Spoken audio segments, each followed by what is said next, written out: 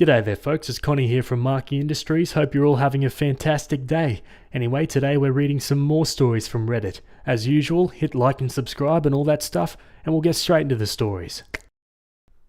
Alrighty, we're starting on Entitled People today. This one was written by user Call Me Desdenova, and it's titled, I finally told my father's infantilizing friend that I hate him. Years ago, my dad met Harold through mutual friends and they hit it off. I was 18 and in college when I met him, and we never had a close relationship. However, he always seemed to think of himself as a family friend, and was extremely infantilizing and condescending towards me. Every time I saw him, I tried to tell myself it wasn't that bad, only for him to prove me wrong less than a minute later. Harold would disrespect my boundaries, say things like, "You're not 19, you're a baby," while I was talking to other people, and patronize me, my education or my hobbies whenever he had the chance. He always noticed that annoyed me, to which he'd playfully ask if I hated him. I always said no, but only for my father's sake. The final straw came the day Harold interrupted a barbecue to say, "I really like you, even though you're an impolite brat." I was 20 years old. I'd been quiet all day, working on a paper during the barbecue, but replied patiently and politely whenever anyone addressed me. And even if that hadn't been the case, I knew he didn't have the right to talk to me like that. After that, I started making an effort to avoid any events I knew he'd be attending. Yesterday was my father's girlfriend's birthday. They threw a small lunch party at my dad's apartment. I went there with my fiancée and our 6-month-old son. Harold was there. I hadn't seen him in months, but he still talked to me as if I was a dumb child. Never mind that I'm engaged, a mother, and 26 years old. I spent the whole party ignoring his helpful advice about me being too young to get married or be a mum. It helped that most of the other guests seemed to disagree with him. My baby spent most of the afternoon sleeping. There's a bassinet in my old room. He woke up hungry, so I went to breastfeed him and excused myself from the party for a while. I got back to jokes and comments, all from Harold, about how I was probably struggling if my son was managing to leech me away for so long. He went on to interrupt a conversation I was having with another of my dad's friends to question pretty much everything about my parenting. He doesn't even have custody of his daughter, by the way, and to make more comments about my age. I decided I couldn't take it anymore after he asked if I'd thought about giving my baby up for adoption. I got my son and told my fiancée we were leaving. We said goodbye to everyone except Harold. When we got to the door, Harold came to ask why we were leaving. I tried to make up an excuse, but he kept trying to make us stay. After a small back and forth, he jokingly asked if I hated him, and this time I said, "Yes, I do. Can we go now?" He didn't say anything, and we left. On the way home, my fiancé said he was proud of me.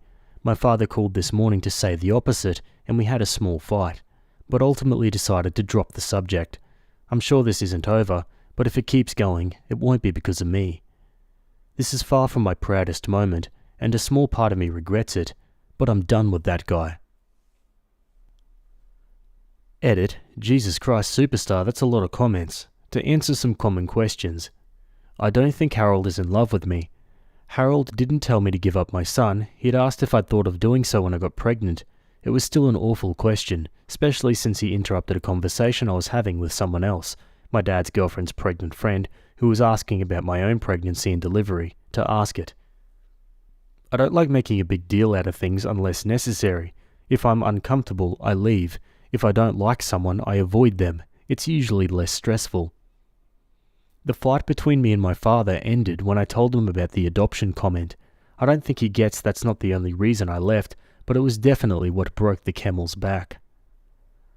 I really don't need my father to stop being friends with Harold. He's a grown man, capable of making his own crappy decisions. I never told my dad I hated Harold because I never thought I had to like him in the first place.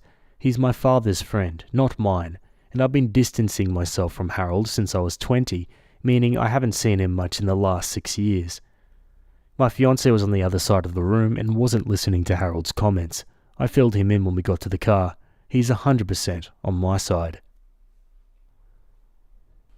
Yeah, honestly, Opie's got nothing to apologise for here. Harold was long overdue to hear that.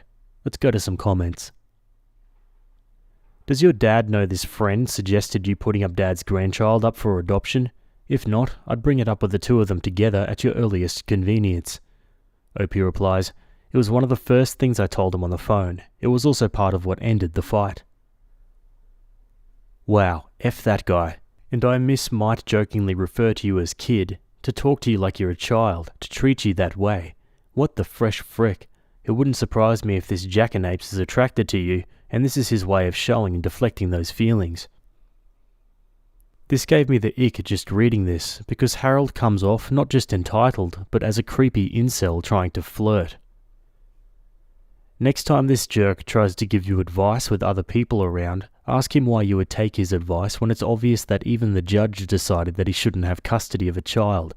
When Dad comes up and says that you should be nice to him, tell him that his friend is such a great friend that he suggested that you give up his grandchild for adoption. If he's so out of touch that this is okay with him, then maybe he needs to rethink being a grandfather to your child. He needs to tell this fool to back the hell off, and he should have your back. Yeah, 100%. The dad's got to be on OP's side here. Okay, on to an update. Hey guys, I wasn't going to write an update, but I just got some free time and I figured I'd fill you in. I'll start by addressing the very frequent assumption that Harold has feelings for me. I really don't think that's the case. His comments always came out as annoying and condescending, but never sexual. But I will say that your comments scared the crap out of me, and the fact that the general consensus was F Harold was weirdly heartwarming. I also want to add that while I did regret what I said a little bit, I never doubted I'd done the right thing. I think most of my regret came from the fact that my 8 years of keeping the peace were over. It took some time for the relief to sink in. Truth be told, I've been wanting to do this since the barbecue incident, which was when I went from I don't like that guy to I can't stand that guy. My father called Harold the day after I made my previous post.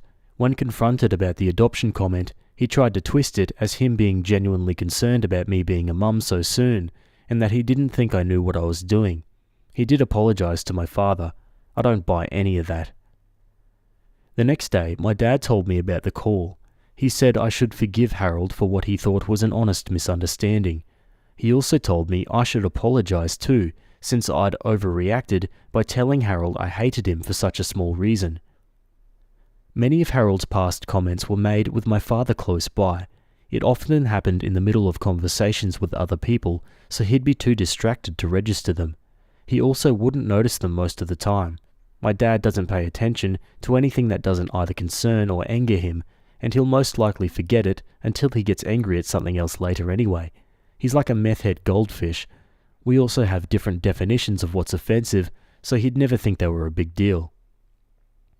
I told my father I wasn't exaggerating when I said I hated Harold, and that the adoption comment was far from being the only reason. I listed most of the condescending treatment and comments I could remember, including the ones from the party. He didn't remember any of them. I made it very clear that I'd hated Harold for years prior to the party, and that I had nothing to apologize for. I then stated that I'm no longer coming to any events Harold is invited to. My father doesn't need to stop being friends with him, or even stop inviting him to stuff, but he can no longer expect me to show up as well. I will ask him beforehand, and if he lies, I'll leave. My father called me dramatic, but I pointed out that I've been avoiding Harold for 6 years now, and no one even noticed, so it clearly wasn't a problem. I've only seen him a handful of times since the barbecue incident, and only twice for more than a few minutes. The lunch party last week, and another party back when I was pregnant. It clearly didn't ruin my father's life. I'm not obliged to like his friends any more than he is to like mine. There was some back and forth, but he agreed to my terms. We spoke yesterday about something else, and he mentioned Harold was upset. I ignored that. I'm not going no contact with my father. Yes, I'm very well aware he's an a-hole, and I came really close to cutting ties with him in the last few years, but I ultimately decided it wouldn't really fix anything. Maintaining my relationship with him has gotten a lot easier since I moved out, as we only see each other a couple of times a month. He gets frustrated that I don't call or text much, but doesn't complain about it anymore. I don't see the point in going no contact with someone who no longer has any say in how I live my life. I'd rather just take note of what my father did wrong when I was growing up, and then make sure to raise my own kid differently. He's on thin ice though, and has been for some time. He's not allowed to babysit, mostly because I don't trust him to spend more than an hour alone with a baby without falling asleep on the couch. I began pushing for him to start doing therapy back when I got pregnant, and he finally got started back in June. His behaviour around me and my younger sister, who still lives between our very divorced parents, has improved a lot since, and I've made it clear to him that he won't be allowed near my son if he stops attending. This is the first time in my life my father has improved his behaviour. It's hard to be hopeful, but I'm trying, and if I ever do go no contact with my father, it won't be because of frickin' Harold. So that's it. Overall, I'm glad I don't have to deceive anyone anymore. My relationship with my father is rocky, but I won't dwell on it. My main responsibilities are my son, my fiancé, and my job, and that's not changing anytime soon. And to those who mentioned Jesus Christ Superstar and Blue Oyster Cult in my last post, has anyone told you you're frickin' awesome today? Because you are. What's the buzz? Let's go to a new update. Hey guys, wow, I can't believe it's been over a year since I last posted about this. I planned on updating some time ago. These past few months I've been caught up in raising a toddler, getting married, yay, working like crazy, and rewatching Supernatural. Needless to say, I've been busy. Openly avoiding Harold has been working pretty well. My father has been respecting my boundaries. Whenever he invites me and my husband over for lunch or dinner, I ask who else will be there. If Harold's coming, he tells me. He hasn't lied so far, and doesn't usually insist when I tell him I'm not coming. Since my last post, I've only seen Harold once, at my dad's birthday party a few months ago. Yes, I knew he'd be there. My father promised he'd tell him not to talk to me. Also, some of my father's friends' kids, most of whom I used to babysit, would be there. I hadn't seen them in a while, and I love them more than I hate Harold. I ended up spending most of the party with my son and the kids. Harold didn't talk to me at all, so I guess my father was true to his word. My husband and I did catch him staring at us a couple of times, but I decided to ignore it.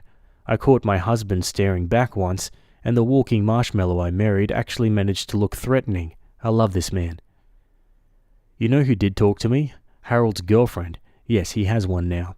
She interacted with me twice. First, she came over to coo over my son before making a comment about how he needed a haircut. Ha ha ha, I already hate you. Later, she approached me and said, "You're shy, aren't you?" I said, "No." She laughed and said, "Yeah, you're shy." She said all that in the same tone one would use to talk to a 6-year-old. I managed to keep my expression schooled, otherwise I would have told her I'm not shy. I just chose to spend the whole party with the kids because they were better company than her and her annoying-ass boyfriend. So yeah, based on both of my interactions with her, Harold's girlfriend is insufferable. In other words, they're perfect for each other. I don't have much else to add. My father broke up with the woman he was dating last year, long frickin' story, and has a new girlfriend. She's not annoying or psychotic, and I actually really like her. They won't last a year. My relationship with my father is still not perfect, by the way, but it has improved. He's actually started apologizing to me a lot more often. I don't know whether it's the therapy or the fact that motherhood has apparently made me terrifying, but I'll take it, and I'll give credit where it's due. He's a very good grandfather. I'm also glad my father is respecting this Harold boundary. I very much don't want this man in my life. Honestly, I'm pretty satisfied right now. My little boy is thriving. Part of me really misses the baby times, but I grow prouder and prouder every day. Getting to know my kid has been fantastic. Wow, and that's about as good as updates get on this subreddit. Fingers crossed we don't have to hear about Harold's exploits any further.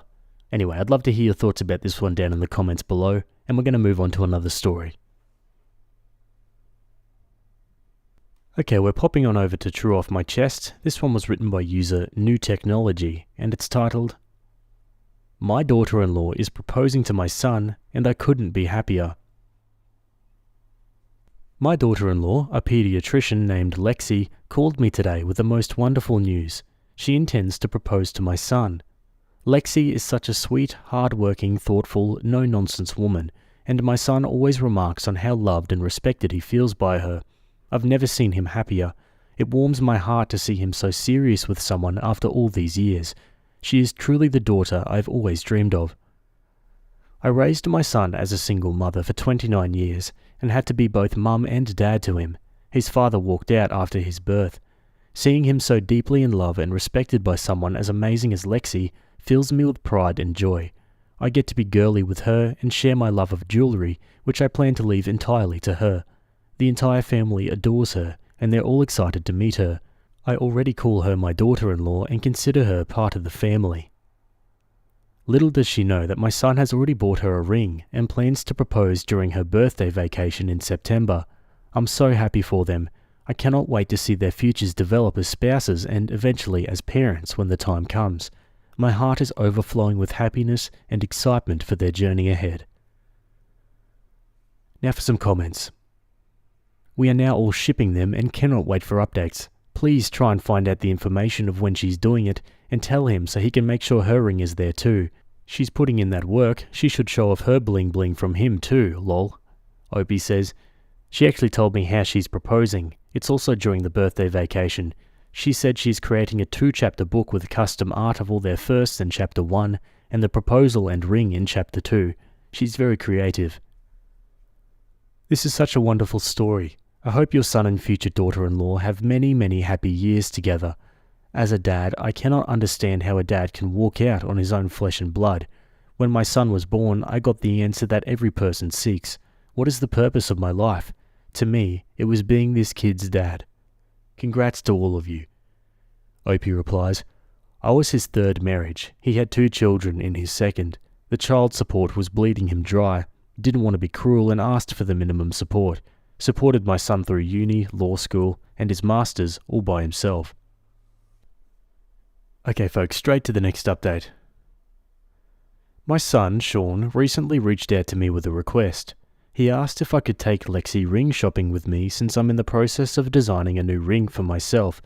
He thought it would be the perfect opportunity for Lexi to see different styles and find her ideal ring. Sean shared with me that Lexi prefers something simple and not overly flashy. She told him anything bigger than 2 carats is for ego. I would just like a simple solitaire under 2 carats with no fancy band and a meaningful engraving. While Sean, being a successful environmental attorney, wanted to splurge on something beautiful and expensive for Lexi, her preferences are clear. A little backstory. When they were dating and Sean was struggling to land a big law job, Lexi supported him without a complaint. She always told him, if I was in my residency and you had your big job, you'd do the same. We just have to be patient. It will come, and one day we'll laugh about it at our wedding. Lexi does enjoy expensive things, but she firmly believes that her fancy habits and tastes are hers to finance, never putting that burden on Sean. I'm taking Lexi to my jeweler this Friday, and I'm incredibly excited to see her pick out her ring. One comment says, I'm so happy for all of you. You're an amazing mother-in-law. I wish them all the luck. I know they'll make great parents if they choose to have kids. Opie says, funny story, Lexi has a nephew and always wanted to be a mum. She raises her nephew like her son. Sean never wanted kids. Changed his mind seeing Lexi with her nephew Mason, who also loves Sean a whole lot. The commenter says, how do you do this? Every new thing you say is just more and more awesome and wholesome. Those two sound like amazing people and a great couple. I'm so happy they found each other. Opie replies, me too. Resigned myself to never having hope for my son getting married and starting a family. He said law school ruined him. Then he started his masters and met Lexi. Yeah, written in the stars. I love that we stumbled across a feel-good story. On to the next update. Things have been moving along beautifully. Friday, Lexi has been looking at simple plain bands with solitaires, ovals, pair, round, and my jeweler, Groovy Greg, has been taking notes on the pieces that caught her eye. Thankfully, when I was designing my new ring, she tried it on, and she's my size. On the flip side, Lexi got Sean's ring size from his best friend. She found a beautiful white gold band for Sean with their birthstones, sapphire. She even had it engraved, but she hasn't disclosed what it says. And yes, she had it designed by Groovy Greg as well. She's returning to pick it up in July. On Saturday, I sent photos and notes to Sean from myself and Greg, and we were designing a white gold 1.5 carat solitaire, VVS, for Lexi. Ring should be ready for pickup in August. So things are rocking and rolling on both ends. I wish I could share this with my husband or ex-husband, but I know they'll spill the beans. Thank you for listening to this old lady talk about her updates. Opie comments on her son's father being at the wedding. My son told me that his father is banned from speeches at the wedding too. He has a tendency to make things about himself, and I would hate for him to ruin Lexi and Sean's beautiful day because he cannot shut up. Opie comments on if Lexi's mother knows about the proposals altogether. Her mother is aware of everything as well. So far, we're the only two who know, except for Reddit. Okay, another update. Lexi picked up the ring with me last Thursday and she absolutely loves it.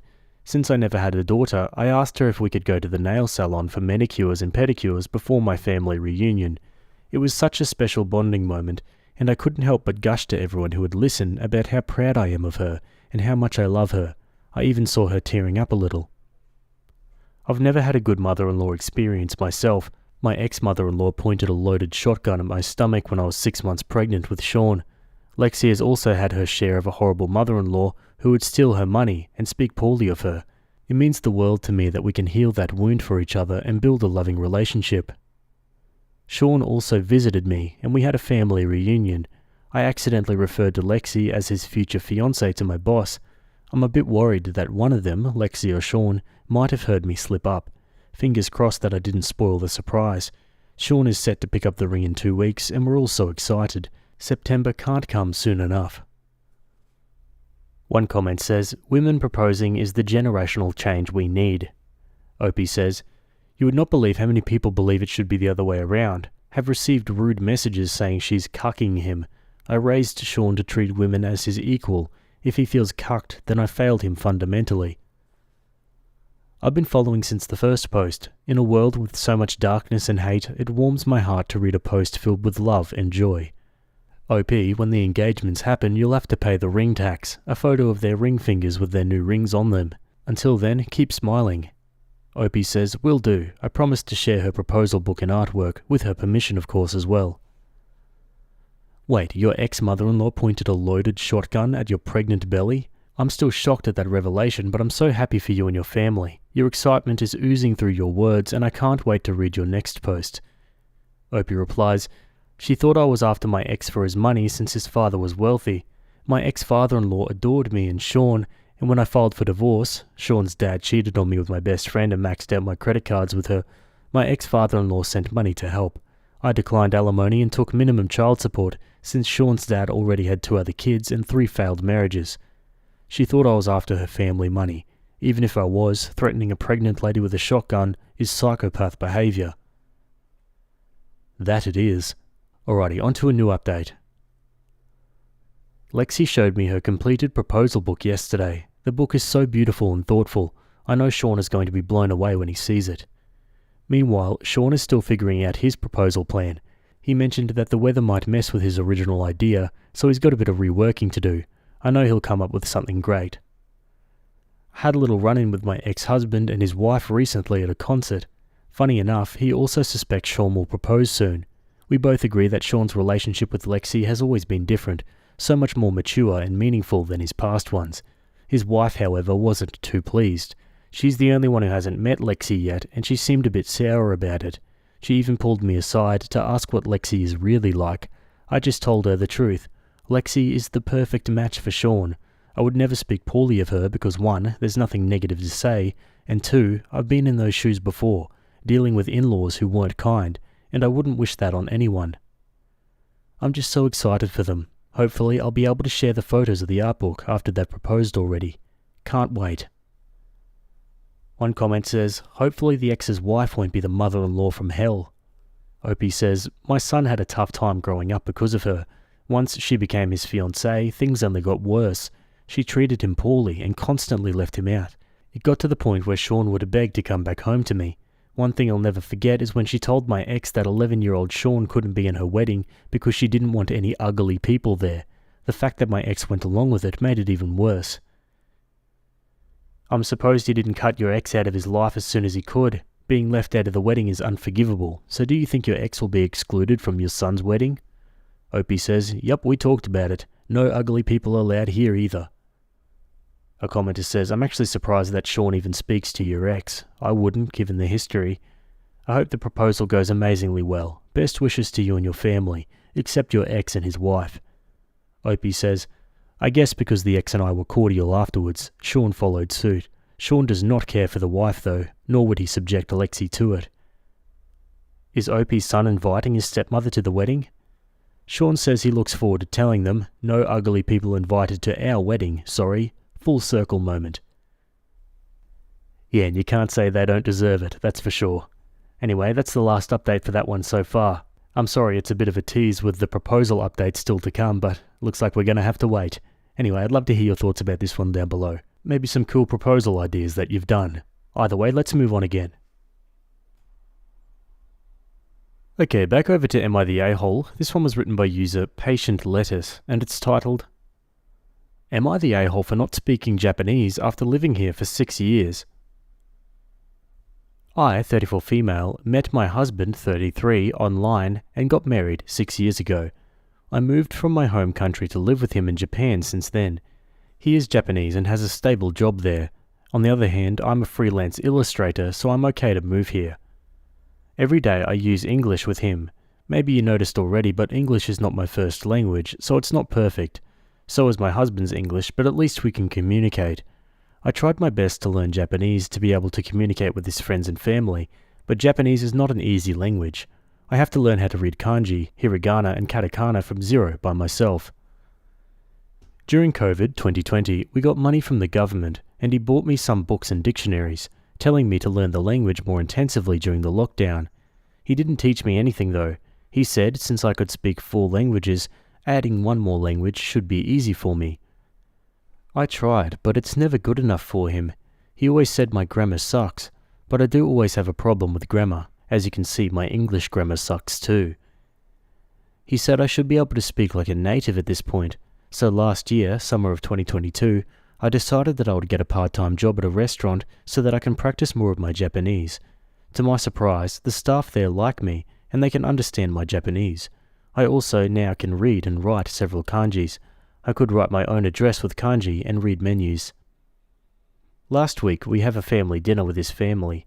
During the dinner, I made some grammar mistake which was not actually quite bad, because everybody still understood what I was trying to say.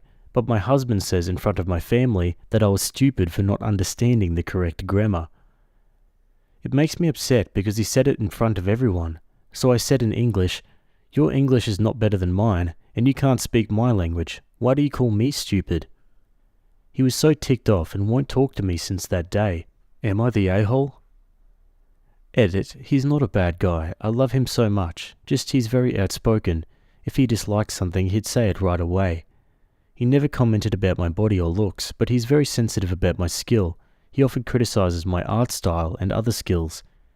He said I'm lazy. There's no excuse not to master the language since I'm living here for almost 6 years already. Maybe this is me trying to defend myself, but last year I got my N3/JLPT, Japan Language Proficiency Test, Level 3 certification. He said it must be out of luck because my Japanese is very rough, and he said I should have gotten to Level 1 already because I'm here for so long. Let's go to some comments. Not the a-hole. Your husband is an a-hole though for sure. Even if you understand multiple languages doesn't mean learning another is any easier. He definitely should have helped you too. I think what hindered you overall is not practicing. From the sound of it, once you got that part-time and was forced to speak more, your Japanese improved. So honestly, he should have spoken more Japanese at home. Also curious if he's making any effort to speak your native tongue. Opie replies, he said he doesn't need to learn my native language because we don't live there. My parents don't speak English and Japanese, so I beg him to at least try to communicate with my family, but he said his brain has no capacity for that. Not the a-hole. This guy must be incredible in some way for you to put up with this disrespect and rudeness, but I can't imagine what it is. Opie replies, maybe I am naive, but he was my first love. I love him so much. He is kind sometimes, he is just brutally honest and unforgiving when speaking his mind. Just right now I'm actually crying because he's still not talking to me, and tomorrow's my birthday. More info. I'm full Asian and sometimes mistaken as Japanese. But aside from my husband, everybody never really complained about my Japanese. Just when I moved to Japan they got confused a little bit, but if I phrase something wrong. Someone asks, you do speak Japanese though, especially since people say they understand you. Opie says, he always says my Japanese sounds weird whenever I try to communicate in Japanese with him, and told me never use Japanese unless it's perfect, so that I have no confidence at all. I wait until the 5th year of living in Japan to find a part-time job because he said with my weird Japanese I would not be able to work here. He's very straightforward. He would speak his mind even if it upsets me. I noticed since I started working, the staff and the people who come to the restaurant are really kind to me about my Japanese ability and never complain about it.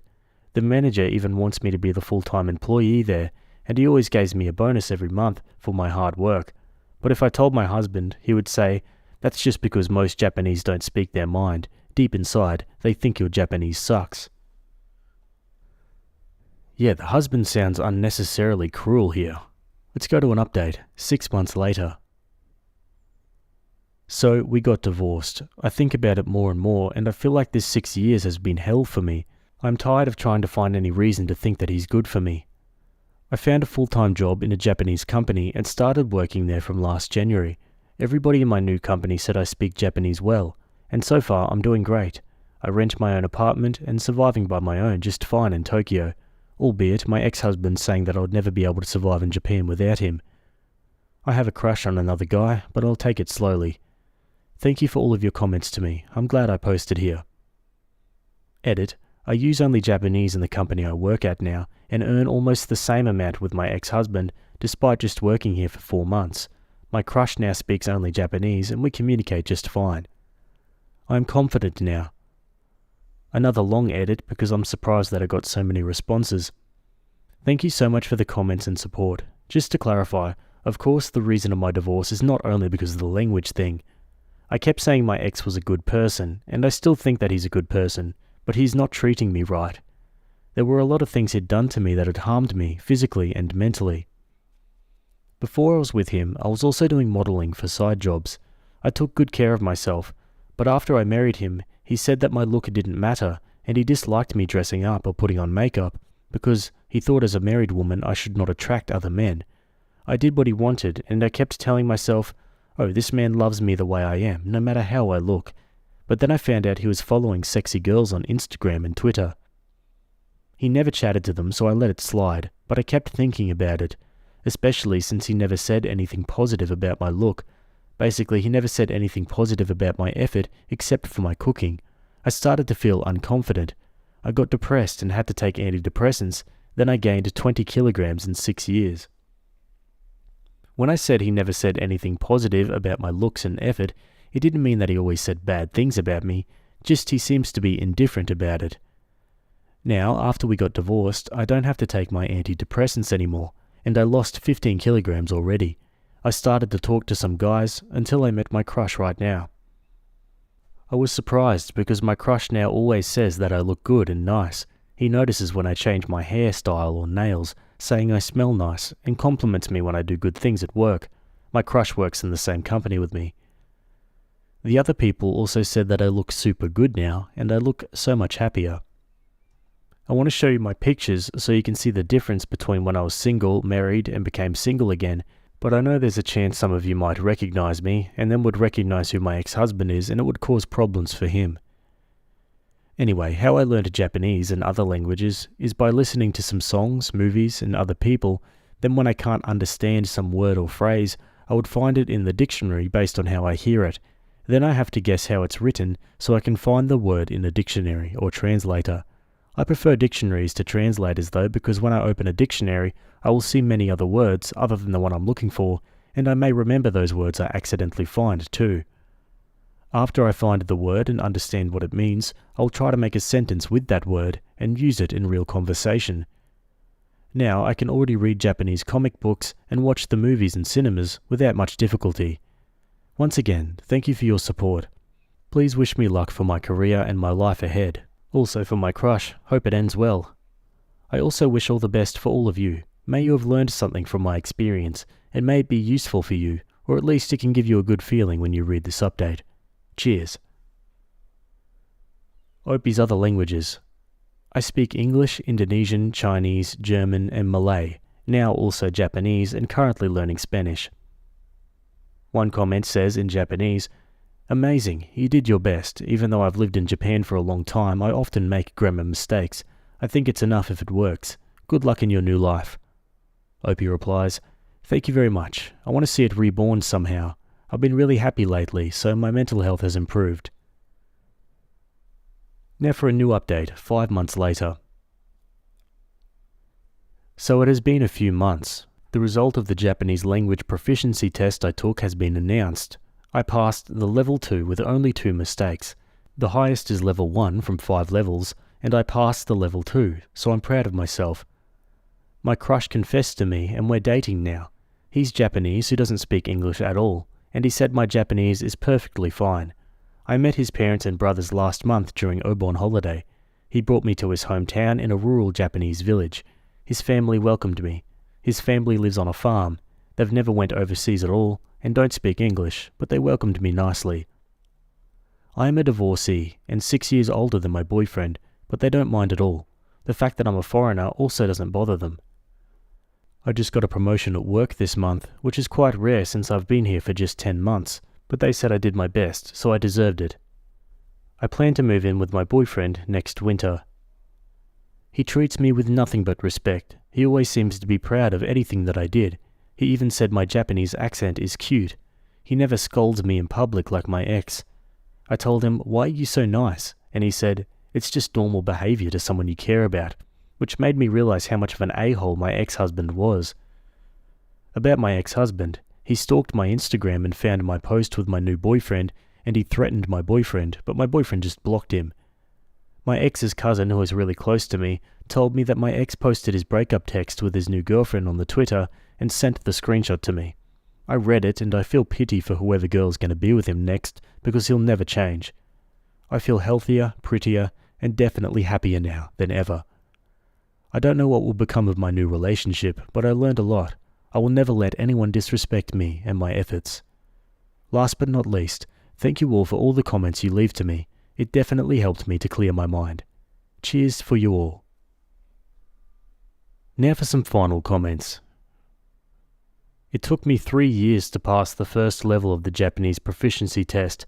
Going from level 3 to 1 in 6 years is doable, but really hard. Good on her for getting into an environment where she can use and improve her Japanese. It's the only way to get better. And good on her for finding a good partner that supports her learning too. I would be nowhere without my husband's support for improving my Japanese.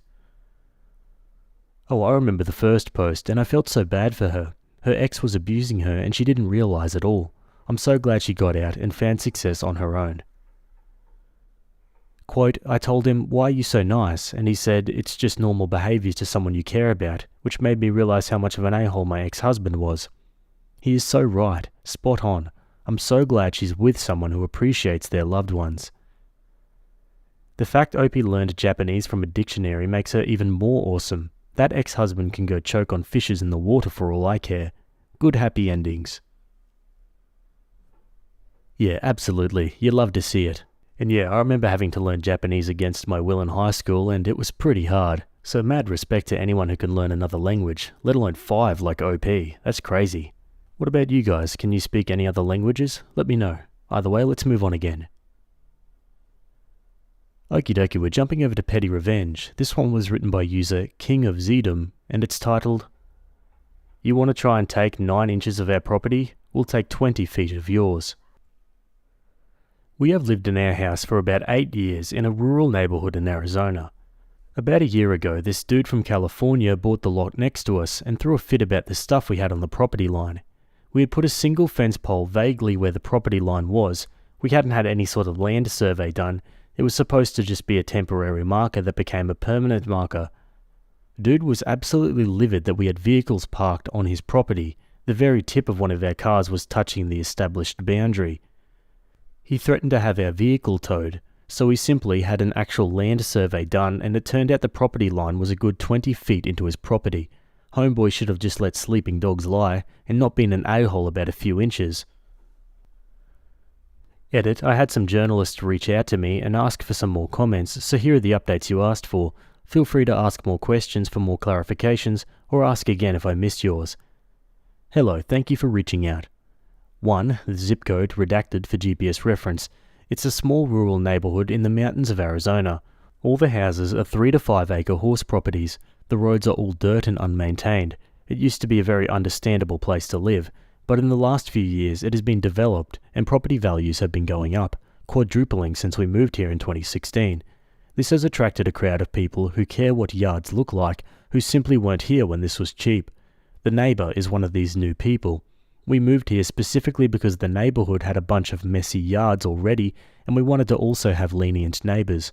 We lived in harmony with our neighbours' junky yards for years. And 2, the neighbour introduced himself by calling the county on a bunch of us anonymously. We knew he called on us because he was bragging about calling the county on several other of the neighbours for their messy yard, so whether he intentionally included us in the report or not, he brought the inspectors to the neighbourhood. He came on our property by at least 40 feet before there was a fence to closely examine our piles of scrap metal. We caught this on camera and confronted him in text. It turns out he was very angry that he'd purchased land next to a pseudo scrapyard. We had several cars in various stages of disassembly and piles of materials. Keep in mind, this is the country. This is normal out here. We're on 5-acre lots. Another detail that I missed in my original post, he isn't even living on this lot. He bought a lot with a very small cabin 3 houses down, along with the lot next to us with the intention of turning it into an income property. After we confronted him in text, he confronted us in person in our front yard, leaning against our no trespassing sign and screaming obscenities at us. And 3, we haven't seen him. Since we saw him on our security camera observing the survey markers, dismayed. It's entirely possible that we entirely chased him out of the neighbourhood. The people on the other side of his lot, who have an equally trashed yard from their small-scale pig farming operation that he should have known existed before buying the land, had such a bad experience with him that she had a restraining order on him.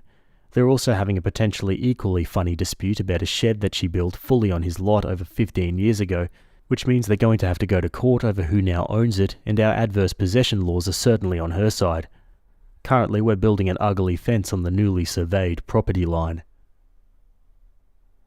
God, some people just can't stay away from drama, can they? And I bet 100% he didn't even go out to the property first before buying it. He just saw the land values going up and thought, yep, I'll snatch that. And now suddenly he's got reservations with everything around him. What a prick. Anyway, that's it from me today. I hope you guys enjoyed those stories. Thanks for making it to the end, and I'll see you all in the next video. Have a good day. Cheers.